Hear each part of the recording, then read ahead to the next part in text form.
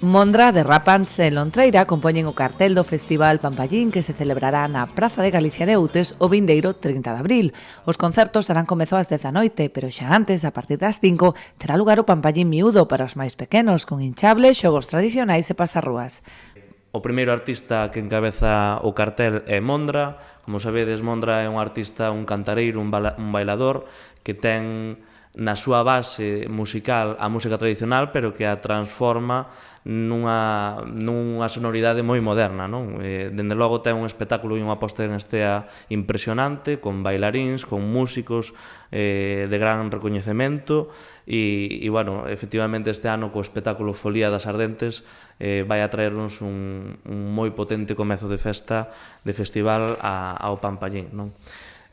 No segundo lugar, imos contar cos Rapants, que veñen coa máquina del buen rollo.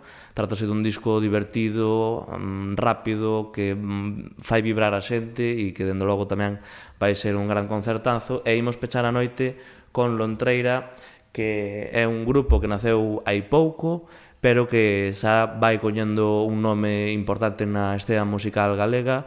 Ademais da proposta musical, o Concello busca recuperar a tradición vencellada ao Pampallín para a bendición das labores agrícolas con ritos ancestrais. O Pampallín é unha tradición que se enmarca dentro das datas dos mallos, que ten unha relación cos mallos non só en Galiza, sino en toda Europa, da fertilidade do agro, só que a nosa variante, o Pampallín de Outes, se basa nun rito de lume. É dicir, os nosos antergos o que facían era preparar uns fachos de palla na noite do 30 de abril e percorrer as agras para chamar pola fertilidade do campo e para ter unha boa colleita durante ese ano, non? É por iso polo que dentro da programación da noite do 30 de abril o Concello organiza o que ven sendo o rito do lume, que, dende logo, non vai deixar a ninguén indiferente.